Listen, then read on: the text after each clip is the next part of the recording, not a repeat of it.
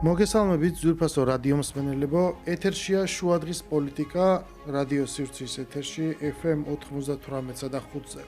ჩვენ მაუწყებლობთ გაზაფხულის ქუჩის სტუდიიდან და ჩვენი გადაცემის მეორე სეზონი მოგეხსენებათ ეძღვნება მე-11 მოწვევის პარლამენტის საქმიანობას და მიმდინარე პროცესებს სწორედ ამ კანონშემოქმედებითი ორგანოს საქმიანობის ჭრილში ვაშუქებთ. მე გურამ ნიკოლაშვილი ვარ, ამ გადაცემის წამყვანი, ჩვენი სტუმარი კი დღეს იქნება პოლიტოლოგი დავით ზარდიაშვილი, რომელთან ერთადაც ვილაპარაკებთ ქვეყნის გარეთ თუ შიგნით მიმდინარე და განვითარებულ პროცესებზე. პირველ რიგში გადაცემა ცხადია მინდა დავიწყო განსაკუთრებული მიღწევით, რომელიც უკავშირდება ფეხბურთს და ჩემი საყვარელი თემაა, რომ საერთოდ ის თანამედროვე ფეხბურთი როგორადაც ჩამოყალიბდა იგივენაირი არის თითქმის თავის ფორმატით დღეს თანამედროვე პოლიტიკა. პირველ რიგში ეს არის სეზონური და ბევრი ლაპარაკი შეიძლება ამაზე და გამორჩეული ქართველი ვარსკვლავი ხვიჩა კვარაცხელია გახდა ჩემპიონთა ლიგის გამარჯვებული. მე დარწმუნებული ვიყავი, რომ ეს გამარჯვება მოხდებოდა, ერთადერთი რაც მინდოდა ეს იყო, რომ ჩვენ გვენახა მისი შესრულებით გოლი და ჩვენ ესეც ვნახეთ. ბატონი დავითი ასევე როგორც მივხვდი, მე თავის ფეხბურთის მოყვარულია, მას ჰქონდა პატარა ტექსტი ამ თემაზე ჩვენ ამაზე ვილაპარაკებთ, მაგრამ მე მინდა ცოტა აქედან დავიწყო და ცხადია მიულოცო ეს ძალიან დიდი გამარჯვება, რომელიც უფრო მეტია ვიდრე სპორტული ტიტული. და რატო? იმიტომ რომ ძალიან საინტერესოდ განვითარდა პროცესები, მინდა თქვა, რომ შემოტრიალება ძალიან ესე ვთქვათ, გავს ხვიჩა კვარაცხელიას ბედისწერა, შეიძლება ისე თქვას, საქართველოს ბოლო პერიოდის ერთგვარ შემოbrunებას, ხო? საბედისწერო ცხადია გახდა ვლადიმერ პუტინის მიერ დაწყებული ომი 2022 წლის თებერვალში, რამაც განაპირობა ჩვენს ქვეყანაში სრულიად სხვა ტიპის პროცესის დაწყება. საქართველოს გააცნობიერა, რომ ის იმყოფებოდა ეს თუ მოწყვლად ზონაში, მისი საფრთხეები იყო მომატებული და რაც თავარია, ის მიხვდა, რომ ის უსაფრთხოების მექანიზმები, რაც მანამდე 20-30 წლის განმავლობაში იქმნებოდა, ეს უკვე აღარ იმუშავებდა, ხო? ლაპარაკი არის თუნდაც მის გამოცდილებაზე 2008 წლის, როგორც აცრალმაც იმუშავა, იმიტომ რომ ჩვენთვის ეს ცოცხალი მეხსიერება იყო და სერიოზული არგუმენტი და მეორე მხრივ ჩვენ ვნახეთ ის მასშტაბი, რომ თქვათ დახმარება რაც აღმოგვიჩინეს, ეს რა სახის და რა ფორმის იყო და ცხადია მაშინ იმ დროისთვის იყო მნიშვნელოვანი. თუმცა 2022 წელს იყო უკვე სრულიად სხვა მოცემულობა. ეს მოცემულობა აისახა ხვიჩა კვარაცხელიძეს, მას მოუწია ტრადიციული მისი ასე ვთქვათ, მანამდეც ხო ძალიან ისეთი ნიშანდობლივია ის გზა, რაც გაია, იმიტომ რომ ქართველი ბოლოს ძალიან უჭირს საქართველოს. ფეხბურთი არის ყველაზე უფრო დახურული სპორტი, რომელთაც რთულია, იმიტომ რომ იქ არის კვოტები ევროპაში, იქ მოხვედრა და ამ დროს ეს არის ელიტარული სპორტის სახეობა, ყველაზე მასობრივი და ყველაზე პოპულარული და ჩვენთვის ყველაზე ისტორიულიც. რადგანაც გამომდინარე იქიდან, რომ საქართველოს ძალიან დიდი ხნის განმავლობაში, ბოლო 2 საუკუნის განმავლობაში, როგორც წესი, როდესაც ჩვენ ცხოვრობთ იმპერიის ქვეშ და ძველ საუკუნეებში, რაც უნდა გავლენა ყოფილიყო, არსებობს მონარქი. სამშენ მონარქი ყავს, ის შეიძლება ვიღაცის ვასალად ითვლება, მაგრამ შენ წარმოდგენაში მაინც პერსონიფიცირებულია შენი ხელისუფლება. ბოლო 2 საუკუნის განმავლობაში, როდესაც ჩვენ მონარქია დავკარგეთ, სხვადასხვა ფიგურა ახერხებდა მის და უნებლიეთ პერსონიფიცირებას ერის ამ რაღაც გამოხატულების. ხო, ეს იყო პირველ რიგში მე-19 საუკუნეში ილია ჭავჭავაძე, რომელსაც თანამედროვე სახელმწიფო შექმნა. მე-20 საუკუნის პირველ ნახევარში გასაგები მიზეზების გამო ჩვენ ცხოვრობთ იმპერიაში, რომელსაც ქართველები მართავდნენ და შესაბამისად ეს საკითხი ის ვთქვათ ავტომატურად იყო გადაჭრილი. აი მეორე ნახევარში მე ვფიქრობდი სხვათა შორის და ყველაზე უფრო თვალსაჩინო შეიძლება იყოს ეს მისია რაღაც ერის ერთგვარი იდენტობის და გამარჯვების გამოხატულების აიღო ფეხბურთმა. ის იყო თბილისის დინამო და შეიძლება ეს ფიგურა დავიღოთ სიტყვაზე დავით ყიფიანი, ხო? რომელიც იყო აი თავის დაუნებურად იქცა ამ სიმბოლოდ. აი დღეს ეს ხდება ხვიჩა კვარაცხელია. და მისი გზაც, რომელსაც მას მოუწია ომის შემოტრიალება, მან მიაღწია ამ თავის რაღაცა ყველაზე დიდ სიკაშკაშეს და რაც თავარია ის შედის თავის საუკეთესო წლებში. ჩვენ ვხედავთ, რომ ჩვენ მარტო ერთი ფეხბურთელი კი არ მივიღეთ სადღაც. ეს არის მთელი თაობა, ეს არის მთელი გუნდი თავისი ვარსკვლავებით და ჩვენ ვხედავთ აი ამ შედეგებს, ხო? და აი ეს ძალიან ჭიდროდ გადაიხლარდა ამ საქართველოს ამ ბედისწერაში, მით უმეტეს, როდესაც ესეთი რთული გახდა ეს პროცესი ერთგვარად აი ამ რეალური დამოუკიდებლობის მიღების, როცა შენ არ ახარ დაქვემდებარებული გარეთ წესრიგს და სხვათა გავლენას, რომელსაც ხარ მიჩვეული. ანუ ეს პარალელი მინდოდა პირველ რიგში, რომ გამეულო და მეთქვა და კიდე ამაზე ბევრი შეიძლება ლაპარაკი, მაგრამ რომ გადმოგცეთ სიტყვა, თქვენ დღეს როგორ შეაფასებდით, სად იმყოფება საქართველოს, მინდა ასევე ბოლოს დავძინო, რომ გაზაფხული დასრულდა, ჩვენ ვчебით გაზაფხულის ქუჩაზე, მაგრამ გაზაფხული როგორც სეზონი დამთავრდა, როცა დაანონსებული იყო რაღაცა ქვეყანაში, ესე ერთგვარი რევანშისტური პროცესები, დაიწყო ზაფხული. სეზონი არჩევნების წინ. თქვენ როგორ დაახასიათებდით დღეს ქვეყანაში არსებულ მდგომარეობას? მადლობა ბატონ გურა მოწვევისთვის, მევესალმებ პირველ რიგში აუდიტორიას, უაღრესად საინტერესო, ვთქვათ, შედარება მოიყვანეთ ამ ფეხბურთსა და საქართველოს საერთო მდგომარეობას შორის, აი საერთო გეზს შორის, რასაც გავდივართ და ბუნებრივია ეს პროცესები ერთმთლიანობის ნაწილია, ხო? ფეხბურთში არ შეიძლება ხდებოდეს სხვა რამ, განსხვავებული არსებიდან, რაც საერთოდ ქვეყანაში ხდება რა და ბუნებრივია რომ ჩვენ გავდივართ ძალიან რთულ გზას დამოუკიდებლობის აღდგენიდან ვიდრე დღემდე და ეს არის დამოუკიდებელი სახელმწიფოს შენების გზა. ეს გარკვეულწილად შეიძლება თქვა, ცოტა უფრო გმათ თუ განვიხილოთ პროცესს, რომ ეს არის გზა ნეგატიური თავისუფლებიდან პოზიტიური თავისუფლებისკენ, ხო? დამოუკიდებლობა რომ მოიპოვოთ ეს ნეგატიური თავისუფლება გახდათ, ან თავისუფლება რაღაცისგან, ვიღაცისგან ეს ნიშნავდა რასაკვირველია რუსეთის იმპერიისგან, საბჭოთა იმპერიისგან, რუსეთის იმპერია აღარ არის, ეს საბჭოთა კავშირია, მაგრამ იქიდან გამოსვლას, მისი გავლენისგან გათავისუფლებას, მისი ბატონობისგან თავის დაღწევას, მაგრამ კითხვაზე პასუხი თუ ვისგან ან რისგან დამოუკიდებლობა ჩვენ რასაკვირველია გავაცით ამ კითხვას პასუხი, მაგრამ დამოუკიდებლობა რისთვის, თავისუფლება რისთვის ეს უკვე პოზიტიური შინაარსია თავისუფლებისა და ცხადია რომ აქ ბევრი რამე გაგუჭირდა და გარკვეული მწარე გამოცდილების დაგროვება გახდა საჭირო რომ მივსულიყავით აი იმ ღირებულებამდე რისთვისაც ღირს თავისუფლება ხო? ნუ თავისუფლება უწინარეს ყოვლის არის უზარმაზარი პასუხისმგებლობა და ჩვენ ამ გზას დაგვანახა რომ მას გაფრთხილება უნდა, პასუხისმგებლიანი მოპყრობა უნდა და ეს დაკავშირებული არ მხოლოდ უფლებებთან, არამედ ვალდებულებებთან. ერთმანეთის მიმართ ვალდებულებებთან, ერთმანეთის გაფრთხილებასთან, საერთოდ ქვეყნის მოვლა პატრონობასთან და პატრონობა ეს უდიდესი ვალდებულება გახლავთ. თუნდაც აი გერმანიის კონსტიტუცია რო გავიხსენოთ დღევანდელი მე-14 მუხში წერია. რომ საკუთრება ავალდებულებს, ესე იგი, შენ რომ რამეს ფლობ და საკუთარ ახლა ქვეყნის პატრონი რო ხარ, ხო, ზოგადად რო წარმოვიდგინოთ, რასაკვირველია ეს არის უზარმაზარი პასუხისმგებლობა და ვალდებულება. ამ პროცესში ვართ, ამისი გაცნობიერება ხდება, ჩვენ გადავდივართ, ასე ვთქვათ, იმ ეტაპზე თვითგამორკვევისა, როცა უკვე შევიმეცნებთ საკუთარ სუბიექტობას, როგორც პასუხისმგებლიანი, პოზიტიურად მომართული ასე კი გარკვეული შედეგების და გარკვეული კეთილდღეობის იქნება ეს უსაფრთხოების იქნება ფეხბურთში გამარჯვებების თუ ასე შემდეგ გარკვეული მიზანმიმართულობის და ბუნებრივია უწინარეს ყოვლისა ჩვენი ღირებულებებისკენ ორიენტირებას და აი თავისუფლება ამისთვის. თავისუფლება თუნდაც იმისთვის რომ აი რაც ხვიჩამ გააკეთა თუნდაც როცა ჩემპიონთა ლიგის ფინალში პირველი ქართული გოლი გაიტანა და ამხელა წარმატება მოიპოვა არა მარტო თავისთვის, არამედ ჩვენი ქვეყნისთვის. ზოგადად ეს შეიძლება თქვა ახლა. ეცე ცოტა იმაში რომ რაღაც სიღრმეში რომ წავიდე, ესეთი მოცემულობა რომ ეს დღესაც დამოკიდებულება არის აქტუალური, იმიტომ რომ მე მაგალითად აი ძალიან ინტენსიურად ვადევნებ თვალყურს იმ რაღაც ტექსტებს, სადაც გამოსჭვივის აი ეს პარადიგმა, რომ როდესაც ჩვენ ლაპარაკობთ ერზე, მის თავისუფლებასა და დამოუკიდებლობაზე, მნიშვნელოვანია და მის თვითგამორკვევაზე, ხო?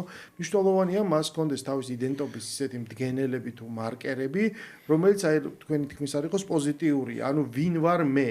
ამას სცემდეს პასუხს. ნაცვლად იმისა, რომ სცემდეს პასუხს, ვინ არ ვარ მე, ანუ რასთან მიმართებაში იზომება ერის თვითყოფადობა, ხო?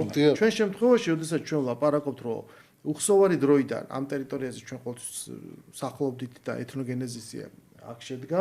როდესაც ჩვენ ვლაპარაკობთ, რომ იმ პერიოდებისთვის დამახასიათებელი, მაგრამ მაინც 3000 წლოვანი სახელმწიფოებრიობაზეა ლაპარაკი, ჩვენ პირველ რიგში განვისაზღვრებით ჩვენ ისტორიასთან და წარსულთან მიმართებაში, საიდან მოვდივართ, დღეს ვინ ვართ, რა უნდა შევინარჩუნოთ და როგორ დავიცვათ ეს იმ თანამედროვე მსოფლიოში, როგორც იცვლება.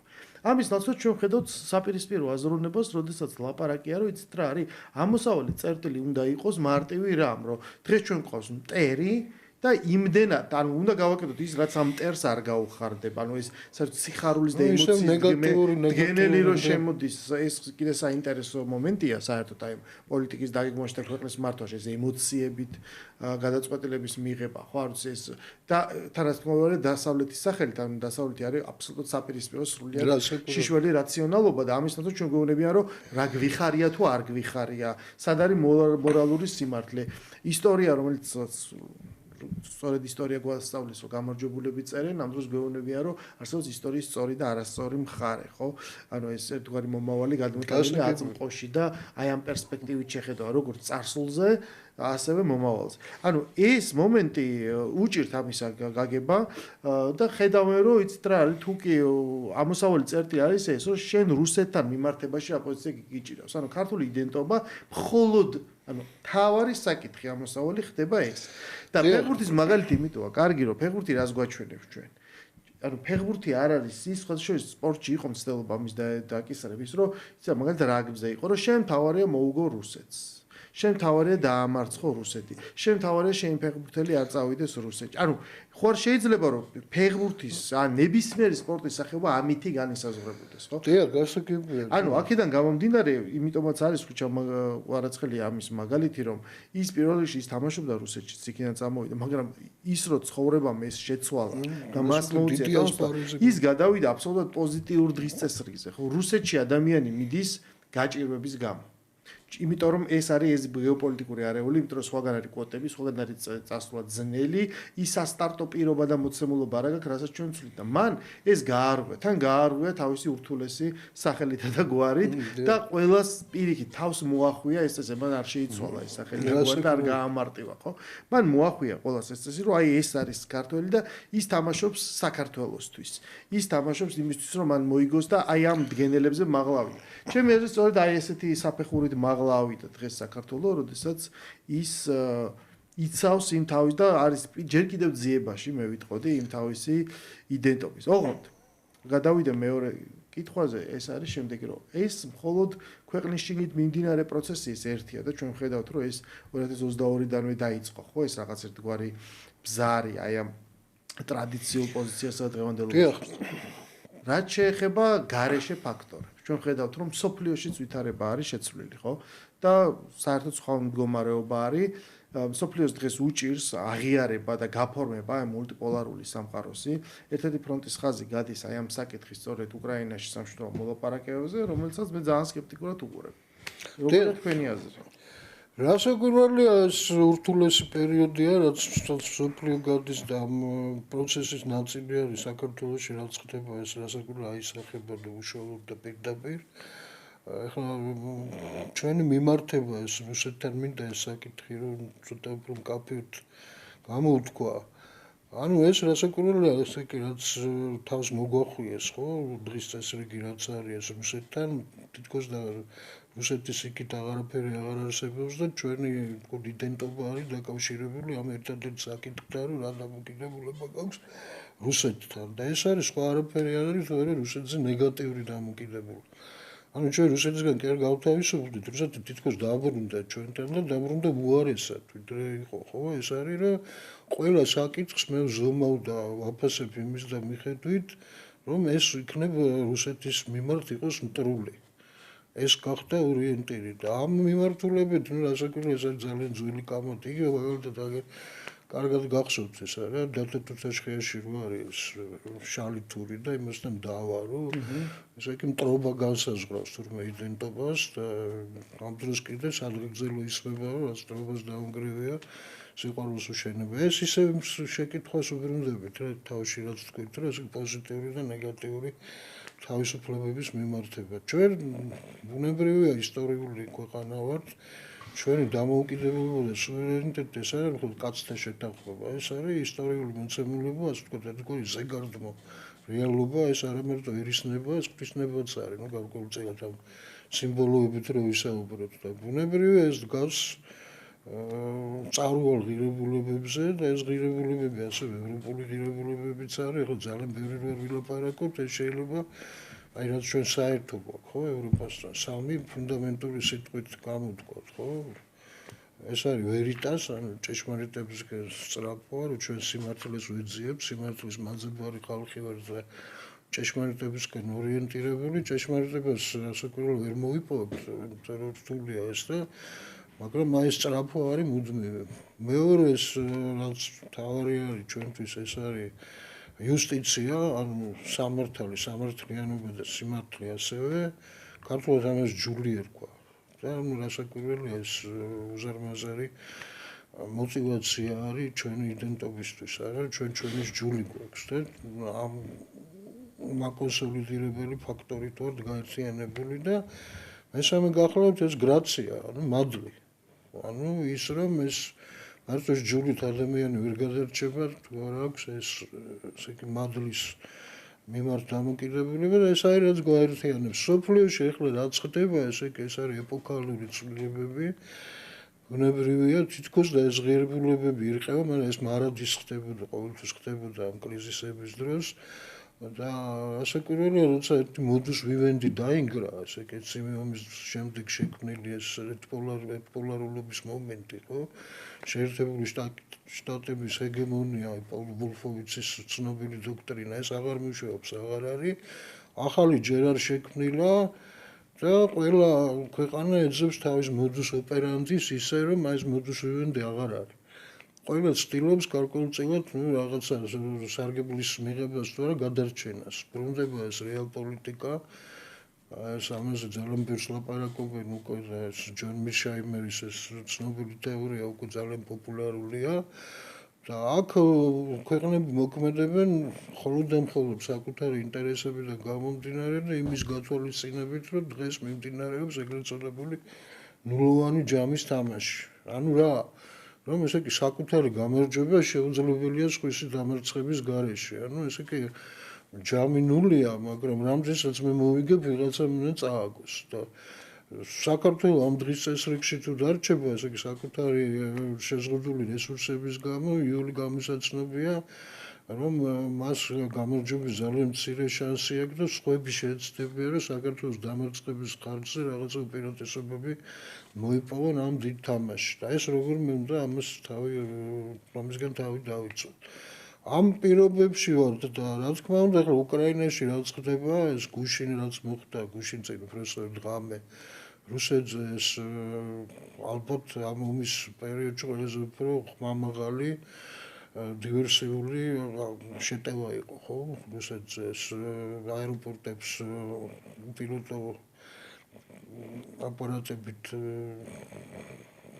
მიიტანეს იერიში და პლუს კიდე ეს დივერსიული აქტები რკინიგზაზე, არა, ამას რა ხმა უნდა ხმამაღალი ძალიან დიდი ხმაური მოყვა და ეს ყველაფერი მიმართული არის ესკალაციისკენ. ბუნებრივია დღეს თითქოს სტამბოლში მოლაპარაკებები უნდა შედგეს, უაღრესად ცუდი ფონია ამისთვის შექმნილი, ყველა ელოდება რუსეთისგან ასე ვთქვათ საპასუხო ჩვეულ რეაქციას, ასე ვთქვათ დათული ხასიათი რაც აქვს რუსეთს იმის კიდე ერთი გამოვლენას და ეს ყველაფერი ქმნის ძალიან ცუდ ფონს მშვიდობის ყოფილი ძალისხმევისაკენ, არა, პირველ რიგში ეს რასაკვირველია პრობლემებს შეექმნის თვითონ ამერიკის შეერთებული შტატების პრეზიდენტს, იმიტომ რაც მეტი ხმაური იქნება ესკალაციისკენ მიმართული, მას უფრო და უფრო გაუჭირდება თავისი საკუთარი შიდა ოპოზიციის შეკავება ამ ნეოკონსერვატორებისა, რომლებიც რესპუბლიკელებში საკმაოდ არიან. აქ არ არის მხოლოდ ღიად deep state-თან დაპირისპირება, არამედ ვთქვათ იგივე მაგას ფრაქციის და ნეოკონების ფრაქციის შიდა დაპირისპირებაც არის. მაგრამ ვინმეს უნდა მშვიდობა? როგორც ჩანს, მშვიდობა ყველას უნდა, ეს შეიძლება ასე ვთქვათ, მაგრამ უნდა თავისი პირობებით ეს მშვიდობა. აგერ დღეს თქვენ გამომიგზავნეთ, როიტერმა გამოაქვეყნა ესე იგი უკრაინის შეხედულებები, ასე ვთქვათ, რეგულარული მემორანდუმი თუ როგორ უყურებს იგი ამ საკითხს.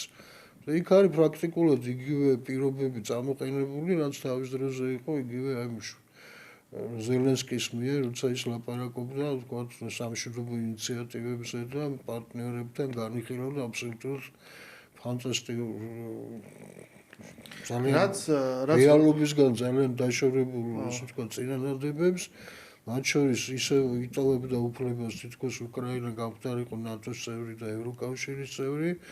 ისე 2014 წლის ტერიტორიების საზღვრებზე არის ლაპარაკი და ასე შემდეგ. ხო, მე რაღაცნაირად მესმის ისევ რომ დაუბრუნდეთ ემოციურ მდგენელს ერთგვარი სიხარული და ჟივილხივილი რომ აი რა გააკეთა უკრაინამ და მიაყენა ესეთი დარტყმა რუსეთში. არ მესმის როგორც დივერსიული აქტი კი ბატონო, შეიძლება ალბათ ესე შეფასდეს, მაგრამ ნუ არ მესმის. ახლა რატო არ იყო თუნდაც კურსკის ოპერაცია, რომელიც პრაქტიკულად ის იყო მეორე ფრონტის გახსნა, რატო არ იყო უფრო მასშტაბური და დღეს არავინ აღარ ახსენებს კურსკს, დამთავრდა ეს კურსკი. ეს ხანმოკლე რაღაცა გოლის გატანასავით სიხარული ერთის მხრივ მესმის, მაგრამ მეორეს მხრივ ეს ხო მიმდინარე პროცესია, ეს ომი უკვე მეოთხე წელია მიმდინარეობს და მას გააჩნია თავისი ძალიან მყარი და სტაბილური მდგენელები. ფრონტზე სიტუაცია არ შეცვლა, ფრონტის და ქალაქების დაბომბვა ავიაციით არ ხდება, ხდება артиლერიით, ხდება დრონებით. ხდება ფრონტალური შეტაკებებით და შორი მანძილის რაკეტებით, ხო? ხო და ანუ ამ მოცემულობაში შეცვლილი არ არის. ანუ ერთის მხრივ ზედაპირულად რომ შევხედოთ, ზუსტად მოლაპარაკების შემდეგი რაუნდის წინ უკრაინა, ну, ყოველ შემთხვევაში რუსეთსაც ეძახის და უკრაინას და ორივე მხარეს აწყობს, რომ ამას დაერქვას, რომ აი ეს დივერსიული აქტი განხორციელდა და ლაპარაკი არის რაღაცა მასშტაბურ ზიანზე.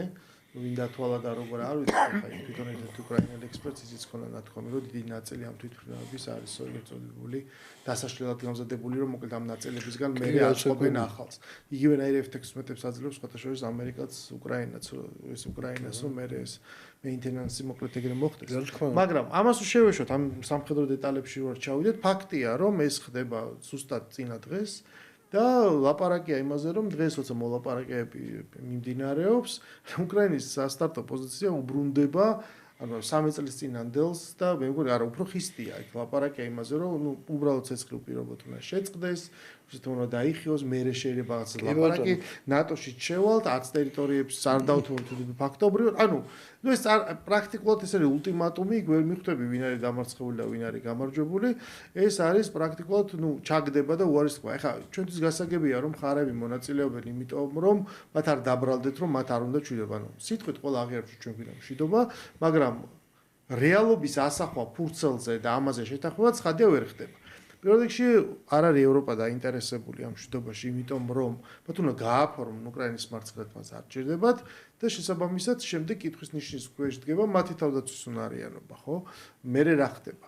რაც ვინ ზრუნავს უკრაინაზე, ვინ აშენებს უკრაინას და უამრავი მთელი რიგი საკითხები მიმდინარეობს, რაც ჩვენ გვაყოფებს კი კლავინდებურად აი ამ რაღაც გზაჯვარედინზე, ხო, ინტერესის. დიახ, ეს ოღონდ აი რომ გააგრძელოთ, ეს ხდება იმ ფონზე, როდესაც ჩვენ ხედავთ, მაგალითად, ანუ არჩევნების კასკადს, ჩვენ დემოკრატიასთან გვაქვს საქმე და არჩევნები თავდება, მოდი რომ დავანებოთ თავი, რომ იქ რუმინეთში რა მოხდა სასამართლოს მეშვეობით ჩარევა და შედეგის შეტრიალება, მოლდოვეთში რა მოხდა, როგორ ხედავ ჩვენ ოპოზიციური მათთვის არასასრული ძალების ერთგვარად გარეკვის თუ აკრძალვის ცდილობებს.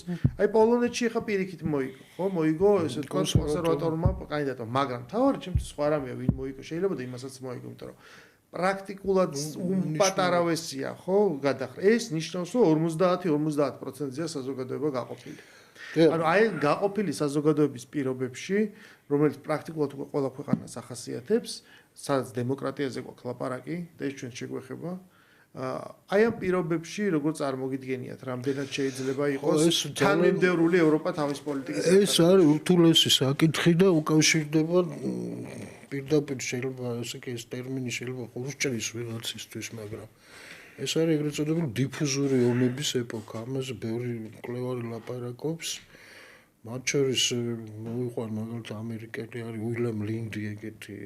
იგივე უკრაინელი არის გიორგი პოჩეპცოვი მაგალითად, რომელიც ამ ვითარებაზე ლაპარაკობს. რუსი არის ეგეთი ვლადისლავ სურკოვი, ჩვენთვის კარგად ცნობილია, იმიტომ რომ ის სერიოზული პერტექნოლოგია ერთი პერიოდი პუტინის წარმომადგენელი იყო აფხაზეთისა და ცხინვალის კონფლიქტების მოგვარებაში და საქართველოსთან გარკვეული შეხება აქვს და ის ლაპარაკობს ამ დიფუზორ ომზე სწორედ ეს აქვს ხედელობაში რომ კაცობრიობამ უკვე გაიარა ასე ვთქვათ ეს ჰიბრიდული ომების ეპოქაც და მივედით ისეთ მდგომარეობამდე რომ მაგალითად ჰიბრიდული ომის დროს ომსა და მშვიდობას შორის იშლება თითქოს ზღვარი ესე იგი პოლიტიკა ხდება ომი უკვე პირდაპირ და ნუ რასაკვირველია არავითარი წყალგამყოფი კონკრეტული რომ პოლიტიკის მიზანი ესე იგი კლასიკური ფორმულა იყო ასეთი რომ ომი არის პოლიტიკის გაგრძელება სხვა საშუალებებით და ახლა პირიქით ხდება თითქოს რომ თვითონ ომიც კი პოლიტიკის წარმოების საშუალება კი აღარ არის ანუ პირიქით არის ვითარება არის ატრიალებული და ომსა და მშვიდობას შორის საზღვარი პრაქტიკულად გაურკვეველი არის მაგრამ ესეც კი გადალახა კაცობრიობამ და მივიდა იმ მდგომარეობამდე როცა ზღვარი იშლება მტერსა და მოკავშირეს შორის ეს უკავს აქ დახასიათება რომ ეს მომავლის ომი ან მეოთხე თავების ომი ამაზე ვილიამ ლინდიც წერს ბევრს და არ იქნება ისეთი ომი სადაც უბრალოდ მრავალი კოალიცია იქნება ჩაერთული და ეს კოალიციები იმოქმედებენ როგორც ალკეული სახელმწიფოები ან სახელმწიფოთა კავშირები არამედ თვითონ სახელმწიფოს შიგნით იქნება ეს კოალიციები დაყოფილი ერთმანეთში იქნება ასე ვთქვათ ეს დიფუზია არეულობა ეს არის მაქსიმალური турბულენტობა და ბოლო მომენტამდე გაურკვეველი რჩება აი თითოეული ამ კოალიციის მიზანი, ინტერესი, ვის უპირისპირდება, რატო, რის გამო და წარმოიქმნება მდგომარეობა, როცა ვითარება არის მყისიერად ცვლადი და ყველაზე რთული არის აქ ორიენტირება ქვეყნისა, როგორც ერთი მთლიანობისა, რომ მან კარგად დაინახოს ამ ვითარების საშიშროებაც და იქნებ რაღაცა თუ ბედმა გავუღიმა, იქნებ სარგებელიც ნახოს. ეს საერთო მდგომარეობაა დღეს მსოფლიოში. ეს რასაკვირველია როცა ლაპარაკობენ წესებზე დამყარებულ საერთაშორისო წესრიგზე ეს უკვე დიდი ხანი აღარ არსებობს აი 22 წლის თებერვლიდან ამაზე საუბარიც აღარ შეიძლება და არსებობს აი ესეთი დიფუზური მდგომარეობა მაქსიმალურად турბულენტური და ერთადერთი რაც ვთქვათ ჩვენ ქვეყანას შეუძლია ამ ვითარებაში ისი რესურსიც უნდა იყოს არა ეს რა თქმა უნდა არის მოთმინების გამოჩენა თავის შეკავება რაიმე მკვეთრი და ხის წინაბიჯებისაგან და როგორმე თავის დაცვა ამ არეულობისაგან და სხვაგვარად ვერ მოხერხდება თუ არა ის შიდა სტაბილურობის მაქსიმალურად უზრუნველყოფის. ანუ ჩვენ ყველანაირად უნდა დავიცვათ თავი იმ турბულენტობისგან, რაც საქართველოს გარედან მოდის, იმ არეულობისგან, ამ დიფუზიისგან. ვინაიდან ეს არსებითად სასიცოცხლო ეწინააღმდეგება ჩვენს არსებობას, ყოფიერებას, ყოფას და ბუნებრივია ეს შიდა და საგარეო ფაქტორები ამ თვალსაზრისით არის გადაჭრილი და იზოლირებულად განხილვა უკვე არც ამ კოალიციებისა, რაც რომელიმე კონკრეტულად ქვეყნის შიგნით არსებობს პოლიტიკური კოალიციებისა, ხო? ზოგადად რო ვთქვათ მემარჯვენეები, მემარცხენეები, კონსერვატორები, ლიბერალები და როგორც არის. უკვე ეს იზოლირებულად ამისი განხილვა არ შეიძლება, ამას ყველაფერს საერთაშორისო კონტექსტი აქვს, ისე როგორც პირიქით, რა ამ საერთაშორისო კონტექსტს ყოველ ქვეყანაში თავისი ეს ვთქვათ დასაყრდენი ყავს, ყველაფერი ერთმანეთში თითქოს არეულია და ნუ საბოლოო ჯამში ესე იგი ქვეყნის როგორც მთლიანობის შენარჩუნება არის უკიდურესად რთული ამოცანა და ეს რასაკვირველია ეს პრობლემა საქართველოს წინაშეც დგას ჩვენ ვიმყოფებით ვითარებაში როცა ეს ჯერჯერობით ესე იგი ხელისუფლება სიმტკიცეს და მიუხედავად მასზე ზეწოლისა მყარ პოზიციას ინარჩუნებს მაგრამ მიუხედავად ამისა თითქოს ორ ინტერსუბიექტურ რეალობაში გვიხდება ცხოვრება ერთი რეალობა არის რაც მართლა სინამდვილეა რაც არის შეგვიძლია ესეც ვთქვათ ჟულისმიერი რეალობა ანუ რასაც სამართალი სიმართლე და სამართლიანობა გარნახობს და ეს ძალიან მკაფიოდ ჩანს რას გარნახობს და მეორე მხარეს არის რეალობა რაც აი ამ რადიკალური ოპოზიციიდან მოდის არა რომელიც ბუნებრივია ქმნის აი სწორედ ამ არეულობას და ამ დიფუზიას და ძალიან აი წინა უცნაური რა იყო იცით რომ მე მესმის ისე ვიძახი რა გავიმეორებ რომ მესმის ერთგვარი რაღაცა სიხარული როცა პრაქტიკულად აქედან თვალს ადევნებდნენ როგორც ფეხბურთის მატჩს ამ ომს და თითოეული გატანილი გოლი იწვევს სიხარულის კი იმიტომ რომ იქ და ბანაკში არიან მაგრამ ანუ ნახეთ, უცნაური ის არის, რომ აი ამ ყიჟინაში გუში რაც გამოჩნდა, ეს არის მინავლებული, არსად გამქრალი, უბრალოდ ვეღარ გამოხატული ბოლო პერიოდის განმავლობაში ისევ არსებული რწმენა და იმედი იმისი, აი, როდესაც ჩვენ ვაკრიტიკებთ და ვიძახით, რომ ხალხო რეალობას შეხედეთ, ნუ ცხოვრობთ წარმოსახვით გარემოში, წმენა იმისი, რომ უკრაინა იგებს ომს. ნუ ხო ეს. ანუ და როგორც გეუბნები, რომ იცი რა ესე არის, პასუხად იმას კი არის, ისმენ ამტკიცებულებას შენ რუსეთის აგენტი. არა, რატო არ გიხარი? აი, რატო გიხარი? რატო ხარ რუსეთის მხარეს? რატო გიხარი? აი, ამას იღებ პასუხად, როდესაც უბრალოდ აღწერ სამყაროს, რომ მე ვარ პატარა, საერთოდ არავინ არ მეკითხება, მაგალითად ეს ყველაზე კარგად გამბუშტა, აი, ეხლა სადაც წინ უძღოდა ამას ნატოზე დებატს, ესეც ერთ-ერთი მდგენელი იყო სხვათა შორის ამ დივერსიის, იმიტომ რომ აქცენტი წავიდა იქ, რომ ამერიკამ თქვა, რომ არა, ჩვენ განვიხილავთ სერიოზულად რუსეთის წინადადებას, რომელმაც დააყენა პირობა, რომ ნატოში არ უნდა მოხდეს ქვეყნების მიღება, უკრაინა, საქართველო, მოლდოვა. ანუ ერთი ზარი არ დარეკილა, არავის არ უკითხავს საერთოდ შენთვის, რომ აი იცით რა, ეგეთ სიტუაციაა, თქვენ რას მეკითხები? საერთოდ, ანუ აი ამ ხელა ხარ შენ. და აი ამ გადასახედიდან, როდესაც უყურებ გლობალურად მიმდინარე პროცესს, შენ რატომღაც მიგაჩნია, რომ შენ გაქვს აქ რაღაცა თითქოს როლი ან წონა და შენ განადგურების გარდა რამე შეიძლება მიიღო. და აი აქ რა კი ესენი მაყურებლები არიან და არა მონაწილეები, დეუნები რომ იცი რა არის, ნახე განყენებული სურათი ესეთია. ეს მათ არჯერა და გუშინ გამოჩნდა, რომ მათ კვლავინდებურად, უბრალოდ ამას ბოლო პერიოდია ვერ იძახდნენ, მაგრამ ამისი კვლავინდებურად სჯერა. და არ არის რომ ეს შეიძლება გინდოდეს, შეიძლება გინდოდეს გუნდის გამარჯვება, მაგრამ როგორ უნდა 5-0-ზე როგორ უნდა გჯეროდეს, რომ ინტერი მოიგებს იმ თამაშს. გესმის და ანუ ხდები ინტერი. ეს ძალიან საინტერესოა, ძალიან სახასიათოა, იმიტომ რომ ხო არსებობს ცნობილი ვიდეო, რომ როდესაც ხვიჩას კარიერის დასაწყისში, როცა რუსეთიდან აპირებს წამოსვლას, მიდის ლაპარაკი, რომ არა კაცო, ეგ საიდან წამოვა, მაგასთან არ ელოდება, იქ არავინ მიიღეს, ყველაფერი ტყუილი, ეს ხდება 3 წლის წინ ზუსტად. ჩვენ ხედავთ აი 2022 წლის მარტიას ფოტოშოპის ეგვითი. ჩვენ ხედავთ აი ეს იყო ის შემოტრიალების წერტილი და თუკი ხვიჩა კვარაცხელია გუშინ აქ წერტილი დასვა აი ამ იმაში, ამ ნაწილში აღმოჩნდა, რომ ეს წერტილი ჯერ კიდევ გრძელდება. ეხლა გადავიდეთ მთავარ საკითხზე ერთ-ერთზე რა. აქ რო გავაგრძელოთ, რომ ეს არის მახასიათებელი ქართული პოლიტიკის. მე აბსოლუტურად გეთანხმები, რომ ორ ამ სუბვერსიულ რეალობაში ვცხოვრობთ.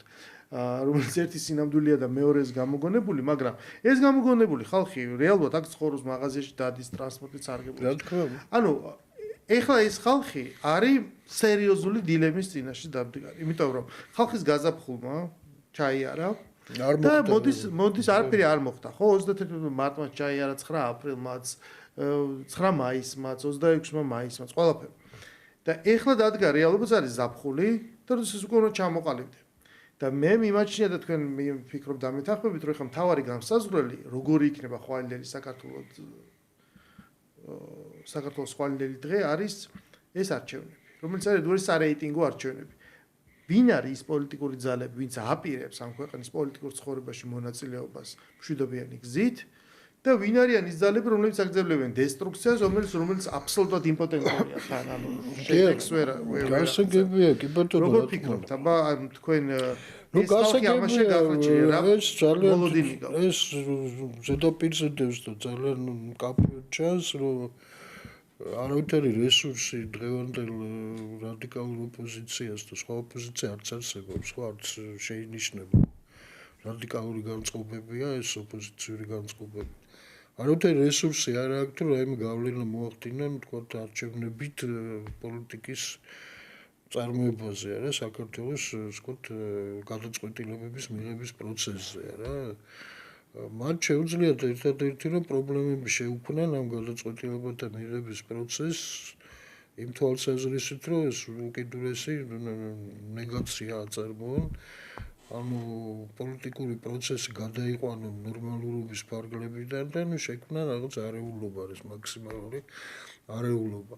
მე ასეც გონია, რომ მათი პოლიტიკური მიზანი არც არის ხელისუფლებისთვის, ისინი აღარც იბრძვიან უკვე. მიზანი აქვს ერთადერთი. რომ ესე იგი აქ შეიქმნას მაქსიმალური არეულობა. და რა თქმა უნდა, ეს არის გარედან ნაკარნახევი მიზანი და ამაში იღებენ ისინი იმ რესურსს, რის ხარჯეს დღემდე აგრძელებენ თავენ ეგრეთ წოდებულ მოღვაწეობას. მე არ ამგონია, რომ ამ პოლიტიკური ძალებიდან ვინც დარჩება იგივე ორბიტაზე, ესე იგი გარედან იქნება მომართული ანუ იქნება გარე პატრონის ნების აღსრულებელი და მას საქართველოს პოლიტიკასთან რეალურად რაიმე არსებითი კავშირი და შეხება არ იქნება საგარეო ფაქტორებზე იქნება დამოკიდებული რომ ის მონაწილეობას აპირებდეს ამ ადგილობრივ არჩევნებში არ მგონია ეს მით უმეტეს კარგად თუ გადაწყვეტე რომ მიიღონ მონაწილეობა ერთადერთი მიზანი იქნება არა არჩევნების მოგება რაიმე შედეგის დადება არამედ ისევ არეულობის შექმნა დაახლოებით იგივე რამ რაც ამ საპარლამენტო არჩევნების დროს მოხდა ამჯერად უკვე გაყალბების მოტივი შეიძლება არა რაღაც სხვა ხო მაგრამ აი ეგ მაგას ვერ ხვდები რა სცენარია ჩვენ 10 წელი და კიდე მეტია უყურებთ ერთი და იგივე დამუშავებულ სცენარს ხო მიდიხარ არჩევნებზე ჯერ ასხივებ აბსოლუტურ დავდაჯერებას აი ახლა მოიგე ეს მე იფანტება ეს ბოლივით და შემდეგ რა რჩება ხვდებით რომ არ გაყალბდა ეხლა თუ არჩევნებში არ მონაწილეობთ რა გაყავდა რაც არ მონაწილეობთ არა ხო და თუ თან არის კამპანია ბატონ დავით არჩევნებში არ მიხვიდა არა აქ ესე კი რას ესე კი დესტრუქცია იმაშია რომ ეს კი არჩევნებს აზრი არ აქვს საქართველოში არჩევნებით არაფერი არ შეიცვლება და ეს ასეა რა თქმა უნდა იმიტომ თვითონაც რომ მიიღონ მონაწილეობა ნუ არჩევნებში რაიმე ესე იგი ბოიკოტი შეიძლება ვიღაცას დაეხმარა არეულობისკენ ესე ბოიკოტი ხო მაგრამ თავიდან ხო ბოიკოტი უნდა გამოუცხადო უნდა იყოს კამპანია უკვე დაიწყოს არა ეგ უკვე პოლიტიკური აი ანუ გურამ რის თქმა უნდა რა ესე იგი ბოიკოტს რა წყარო არ მიხვიდეთ ან დარჩით სახლში ანუ კოვიდის დროინდელი კამპანია გააცოცხლა დარჩით სახლში ლევან ხაბეიშვილი ეხა ამ კამპანიას ვაწარმოებ სამი თვე მე რომ არ მიხვალ ამ არჩევნებზე მე იტყვი რომ ნახეთ იქ ძალიან ცოტა მივიდა და უმეტესობა გარეთვათ ანუ ესე იგი და შემდეგ უნდა რაღაც არეულობა მოაწყო ხო ანუ აი ვერ გავიგე ეს რატო უნდა გაყოს ეს კი ეს აღარ არის ეს კი აქ როგორ არის ჩვენ ამ პროცესს უყურებთ ჩვეულებრივი პოლიტიკური განზომილებებით და კრიტერიუმებით რა რაც ვთქვათ ტრადიციულ პოლიტიკაში არსებობს ხოლმე და აი როცა ესეთი დიფუზური ისე ამ ტერმინს გამოვიყენთ რომ სხვა არ ვიცი რა დავარქვა ესეთი დიფუზური არეულობის შემქმნელი მდგომარეობას კი ისინი ცხოვრობენ ამ არეულობით მათი ესე იგი გარემო სადაც საარსებო რითიც სუნთქავენ ეს არის ეს არეულობა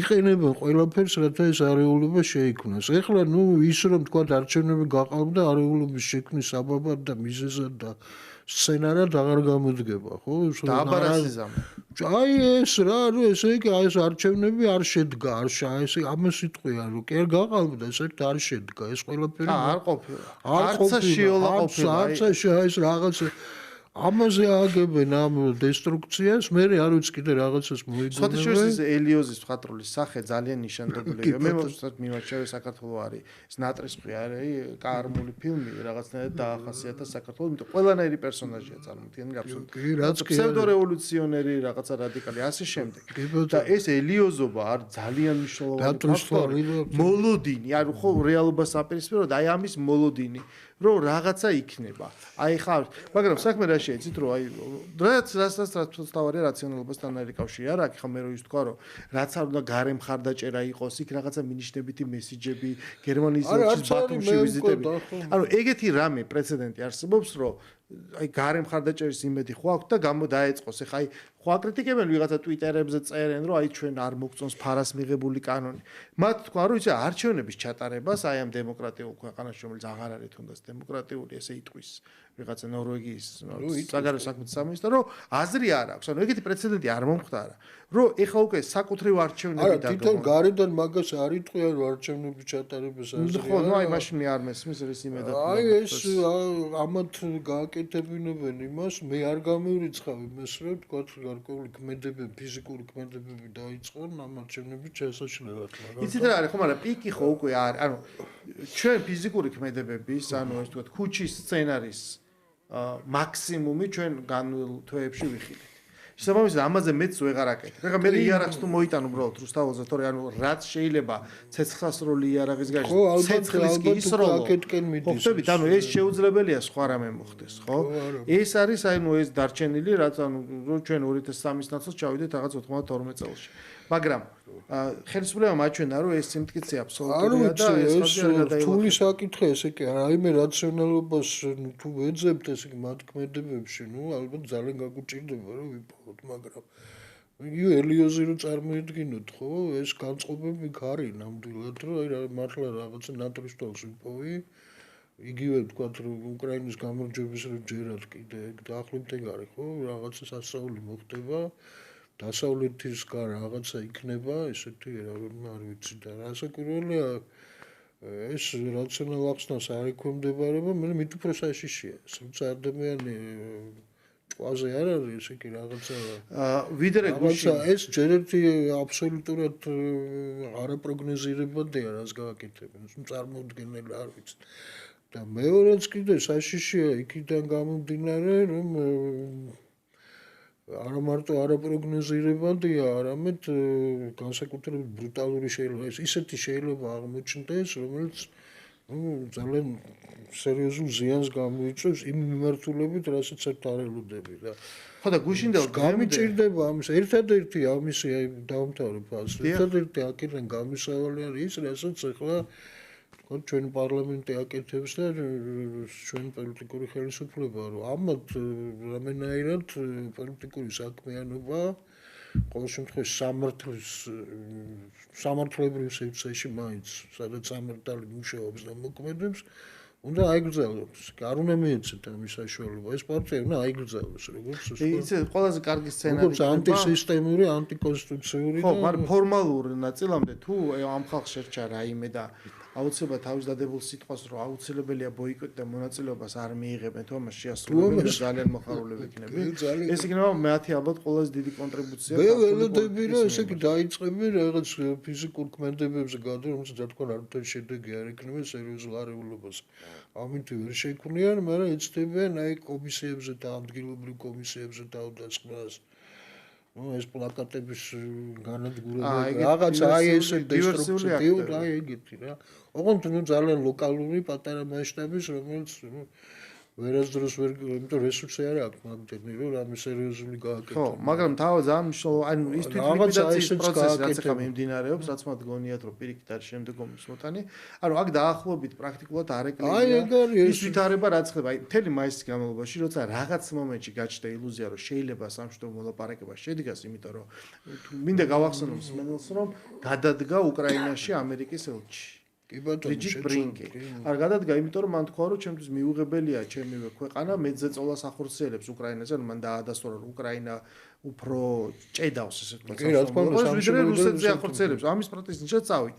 და ასე ვეუბნები რომ აი ოპონენტებს ხო ლაპარაკობ მეგობრებს მეუბნებიან რომ არა შენ არ იცი სინამდვილეში ეს არის ის რომ პუტინს ყველაზე მეტად არ უნდა მშვიდობა იხსენებ ხო მაგრამ აი პირობები რა არის არა ამ პირობებს აზრი აქვს იმიტომ რომ მას მაინც ამიტომ მან ააწყო ეკონომიკა ომზე გუშინდელ დღემდე მე მესმოდა მაისის ვერსია ფირფიტა მაისის ხო ეგეთი ეხლა საინტერესოა აი გუშინ რო ეს აჟიტირება მოხდა როგორ იქნება ივნისის ფირფიტა როდესაც რა სიტყვიან რომ უკრაინა იგებს მაგას ხო მაგრამ უკრაინა რო იგებს ანუ გუშინ ამტკიცებდნენ რომ პუტინს არ უნდა მშვიდობა ეს დივერსია და შემდეგ დღევანდელი ულტიმატუმი რაც სტამბოლში ჩაიტანა უკრაინულ მხარემ ანუ პრაქტიკულად ამ მშვიდობას ნუ აი აქ არ წყლებს არა ესე იგი აქ შეიძლება ეს კი ორი მესიჯია რუსეთს არ ანუ რუსეთი თან დამარცხებულია თან მშვიდობა არ უნდა და გუშინ და დღეს კიდე აი ცოტა რთულია არა კიდე ერთხელ ვიმეორებ აქ რაღაც ესე კი კაფე რაციონალ სარჩულზე ლაპარაკი ცოტა რთულია მაგრამ აქ შეიძლება რაღაც მოლოდინებზე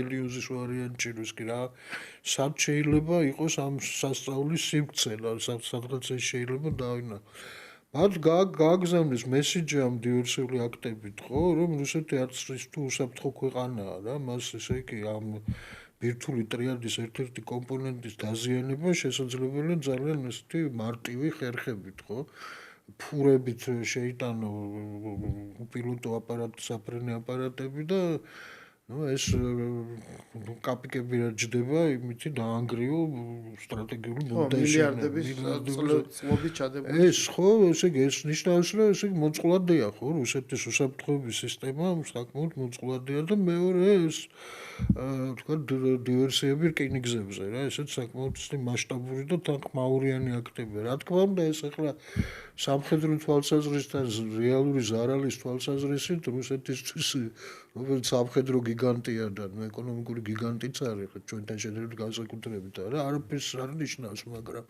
ხმაური იქნება ძალიან იქნება ძალიან დიდი ხმაური, აი ამ განწყობების შექმნა, გაცოცხლდება ეს თქვათ ეს სივრცე, რომ უკრაინა იგებს, აი სადღაც ეს იმუშავებს ეს რა. ну მაგალითად ჩვენს თქვათ იმ ნაწილში, ვინც ამ ხარის არის რა და ბუნებრივია ეს ერთგვარ პროცესი რა, ესე იგი რაღაც გარკვეულ საწევს მიცემს, რომ ეს პროცესი კიდე ეს უკრაინამ კიდე გაძლოს ეს რაღაც გარკვეული და რაც თავი ეს არის მიმართული რისკენ, ხო? ერთ-ერთი მთავარი არის ის, რომ როგორმე ტრამპი არ გავიდეს ამ ომიდან და გააგრძელოს უკრაინის პირველ რიგში მატერიალური და სამხედრო მხარდაჭერა, რა და ეს ესკალაცია ქმნის ამის, თქო, ეს ესკალაცია ამ турბულენტობის მასშტაბს ზრდის ამ არეულობის და ეს რაც უფრო იზრდება ეს მასშტაბი რა, ეს ნეოკონები უფრო ძლიერდებიან და ეს მაგას ნაწილი უფრო სუსტდება და რაღაც გარკვეულ პერიოდში შეიძლება ეს კრიტიკული აღმოჩნდეს და ტრამპს მოუწიოს გარკვეული უკან დახევა ამ თავისი ზოგადი ამ პოლიტიკური მიმართულებისგან, რაც არის ნუ მშვიდობის მყოფელობა, ასე ვთქვათ რა, ესე იგი ან ის რომ ეს ომიდან გავა, უბრალოდ ესე იგი ეს პროქსი ომია, ჩვენ აღარ გვინდა აქ და გამოვა ამ ვითარებიდან და როგორმე ამას ხელი შეუშალა, რომ ესე იგი ეს პროცესი გაგრძელდეს. და ეს ესე იგი გაჩნდეს ეს სივრცე ამ რაღაცა სასწაულისთვის, ხო? ну ყოველ შემთხვევაში ახლა ეს აშკარად იკითხება რომ ეს რა თქმა უნდა უკრაინის ესეთი მასშტაბის დივერსიას მარტო უკრაინის სპეცსამსახურები ნუ ვერავითარ შემთხვევაში ვერ გააკეთებდნენ და იკითხება რასაკვირველია მე უფრო გონია რომ ეს უფრო ბრიტანული დაზვერვის ხელი ჩანს აქ და საკმაოდ ესეთი მძლავრი ხელი ხო მოკლედ ომის და მშვიდობის ფლანგზე ამ წუთას არასახარბიელო ვითარება, მშვიდობის შანსები კვლავინდებურად ჩანს და შესაბამისად ისიც არ ჩანს უკვე თქვათ მომდევნო კონტურიდან ნაბიჯი თქვათ რა არის. დიდი მადლობა ბავტონ და სტუმრობისთვის ამ ანალიზისთვის ჩვენი მედია კიდე შევხვდებით, დაიწყება წინასაარჩევნო კამპანია დრო და მაშინ ვნახავთ ჩვენ ვინ დარჩება ბოიკოტში და ვინ მიიღებს მონაწილეობას და სად გაივლის ასთავარია ამ არჩევნებზე იდეოლოგიური დაპირისპირება. მადლობა, ჩვენი დღევანდელი გადაცემა დასრულებულია. ეთერში დავუბრუნდებით ხუთშაბათს, გემშვიდობებით დროებით.